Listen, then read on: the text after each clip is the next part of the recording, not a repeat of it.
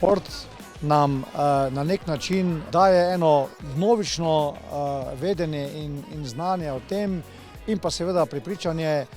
da znamo biti, kadar hočemo, enotni in če bi vsak dan bil dan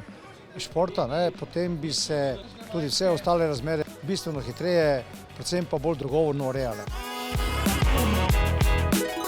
No, pomembno je, da imamo ta praznik, da na ta način ozaveščamo ljudi, celotno populacijo, da se zavedamo, kako važno je biti aktiven in skrbeti ne samo za rezultate, ampak za eno aktivno, zdravo življenje.